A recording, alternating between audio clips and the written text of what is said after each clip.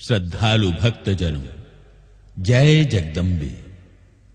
आज का मानव अपनी सांसारिक आवश्यकताओं की पूर्ति के लिए निरंतर भाग दौड़ में लगा रहता है। अनेक उपलब्धियों के पश्चात भी उसे संतुष्टि प्राप्त नहीं होती, बल्कि उसकी प्यास बढ़ती चली जाती है और फलस्वरूप वह बेचैन होता जाता है। यही निराशा, बेचैनी अथवा मानसिक अशांति ही आज के मानव की मुख्य समस्या है।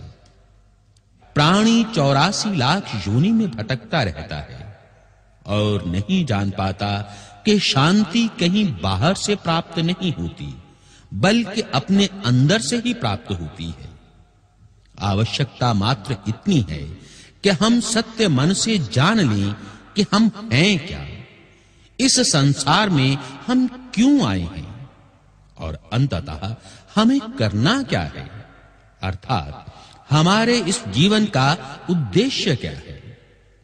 भक्तजनों, हम उस अनंत, अगोचर, सर्वज्ञ, सर्वशक्तिमान के ही अंश हैं। दूसरे शब्दों में, हम उसी आदि ज्योति पुंजा की बिखरी हुई किरणें हैं। हम अपने कर्मों का फल प्राप्त करने हेतु उससे बिछड़े हैं। हमारे बुरे कर्म हमें उससे और दूर करते चले जाते हैं और शुभ कर्म उस दूरी को कम करते हैं। उसी ज्योति में पुनः समा जाना ही हमारा लक्ष्य है। वह अनंत ज्योति क्या है, कैसी है, इस विषय पर आज से युगों पूर्व महर्षि मार्कंडेय ने एक बृहद पुराण की रचना की थी। उसी का एक अंश हमें बताता है कि हम उस ज्योतिर्मयी का वरद कैसे प्राप्त कर सकते हैं।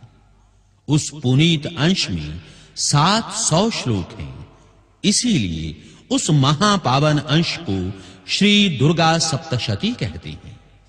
कलियुग में जन कल्याण की भावना से उस पुनीत अंश को सरल कविता रूप दिया भवानी भक्त श्री चमनलाल भारद्वाज चमन ने।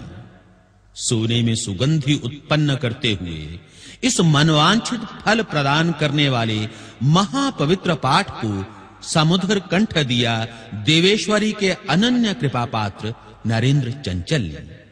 तो लीजिए, प्रस्तुत है श्री दुर्गा सप्तशती का कविता रूप श्री दुर्गा स्तुति।